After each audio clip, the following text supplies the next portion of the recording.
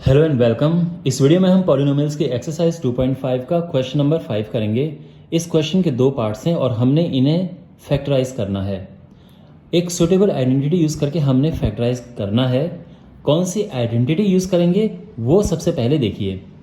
अब अगर आपको आइडेंटिटीज़ आती हैं तो अभी तक आप समझ चुके होंगे कि इनमें कौन सी आइडेंटिटीज़ यूज़ होंगी, लेकिन मैं यहाँ पे लिख देता हूँ। देखो, एक आइडेंटिटी है x plus y plus z square is equal to x square plus y square plus z square plus 2xy plus 2yz plus 2zx। अब जो ये वाला राइट हैंड साइड पार्ट है, आप देख सकते हैं कि बिल्कुल यही फॉर्म बन रही है, यानी ये जो है बिल्कुल इस फॉर्म में है ना। तो पहला काम हमारा ये है कि इसको हम सिस्टमेटिकली लिखेंगे। देखो, इसको थोड़ा ब्रैकेट में लिख देंगे हम इस तरह से। अब जो ये है इसको इस फॉर्म में लिखो, तो यहाँ पे ये एक इसको पूरा होल स्क्वायर में लिखो। बहुत सिंपल है, ठीक है, ध्यान से देखो। पर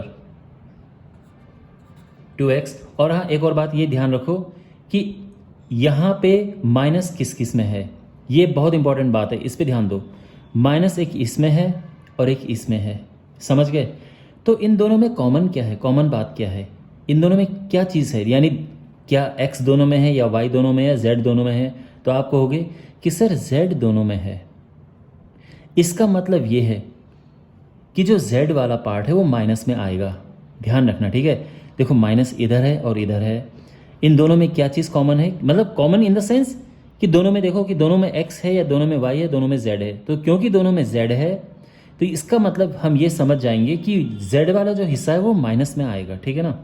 चलिए अब देखो, ये है 2x का स्क्वायर, ये 3y का स्क्वायर है, लेकिन ये जो है ये -4z का स्क्वायर है। इसका ध्यान रखना आप, z में माइनस आएगा, मैंने जो आपको यहाँ पे बताया था, ठीक है। अब इसके बाद इसको देखने की बिल्कुल ज़रूरत नहीं है, हम बस इस फॉर्मूले पे फोकस करेंगे, यहाँ देखने की आवश्यकता नहीं है, ठीक है ना। तो यहाँ पर देखो क्या लिखा है, 2xy लिखा है ना, x square plus y square plus z square plus 2xy। तो 2 जो x है वो ये है, जो y है वो ये है, समझ गए, प्लस 2yz, 2y ये है और z ये है, प्लस 2zx, तो z अगेन ये है। ध्यान रखना -4z लिखना मत छोड़ना, माइनस साइन लगाना मत छोड़िएगा, तो माइनस साइन बिल्कुल इसके साथ हमेशा आएगा। और यहाँ पे फाइनली x क्या है हमारे पास, ये 2x है, ठीक है। तो हमने क्या किया है कि इसे, अभी पहला स्टेप हुआ है कि हमने इसे एक प्रॉपर आइडेंटिटी की शेप दे दी है, पूरी ये शेप हमने दे दी है, x square plus y square plus z square plus 2xy plus 2yz plus 2zx, okay. और ये हो जाएगा x plus y plus z का स्क्वायर, यानी 2x plus 3y minus 4z square, understand. अब बिकॉज ये स्क्वायर है तो इसको दो बार लिखेंगे हम, 2x plus 3y minus 4z, ठीक है ना। स्क्वायर है, दो बार लिखेंगे क्योंकि फैक्टराइजेशन करना है, तो फैक्टराइजेशन का मतलब लाइक इनको अलग अलग करके लिखेंगे, 3y माइनस 4z, और ये हमारा आंसर आ गया है, ओके। तो आई होप ये आप क्लियर समझ आ गया होगा। इसमें सबसे इंपॉर्टेंट पार्ट माइनस वाला था, तो इसको ठीक से आप समझ लेना। वेल, अब इस पे आते हैं। तो यहाँ पे अगेन हमें बिल्कुल जो ये फॉर्मूला है इसकी शेप यहाँ पर देनी है, ठीक है ना। तो क्या होगा, यहाँ पे अगेन देखो माइनस कहाँ है, एक इधर है और एक इधर है। इन दोनों में क्या चीज़ है जो दोनों में है, तो आप कहेंगे कि सर x दोनों में है, ठीक है ना। ये जो x है ये दोनों में है, तो इसका मतलब x वाला माइनस में आएगा। तो ये तो माइनस ठीक है, लेकिन हमें परफेक्ट स्क्वायर लिखना होता है यहाँ पे। तो 2 किसका स्क्वायर होता है, 2 होता है √2 का स्क्वायर, और x ये आ जाएगा। तो इसको हमने ऐसे लिख दिया है। y स्क्वायर तो अपने आप ही स्क्वायर में है, तो इसको कोई ज़रूरत नहीं है बदलने की। 8 किसका स्क्वायर होता है? 8 होता है 2√2 का स्क्वायर, और z आ जाएगा, ठीक है ना। देखो अगर आप इसका स्क्वायर करोगे 2 का स्क्वायर 4 होता है और √2 का 2 होता है, तो 4 × 8, ये ध्यान रखना, ठीक है। 2√2 का स्क्वायर 8 होता है। अब इसके बाद इसको देखने की ज़रूरत नहीं है, इसे देखो, ठीक है ना।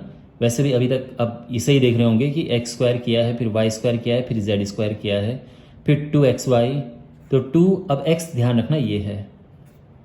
तो मैंने जैसे कहा इसको देखने की बिल्कुल अब ज़रूरत नहीं है। 2xy प्लस 2yz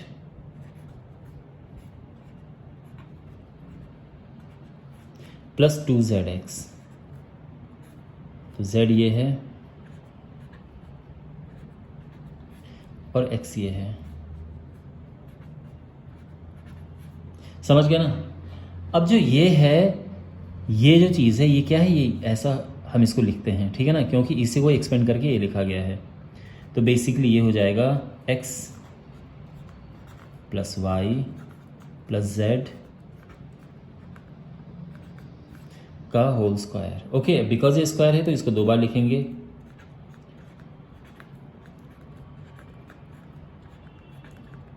एक ये हो गया, और फिर ये हो जाएगा, एक और बार इसको लिखेंगे, -√2x plus y plus 2√2z। Okay, इसको 2 बार लिख दिया है और ये हमारा आंसर आ गया है। तो आई होप आपको समझ आ गया होगा कि कैसे इनका फैक्टराइजेशन होता है। ये ठीक है, ये है जो ये है वही है, आई मीन इसको इसी को 2 बार लिखा गया है यहाँ पे। तो अगर आपको वीडियो अच्छा लगा है, अगेन चैनल को सब्सक्राइब करें और अपने फ्रेंड्स के साथ में वीडियो शेयर करें। Take care, god bless you.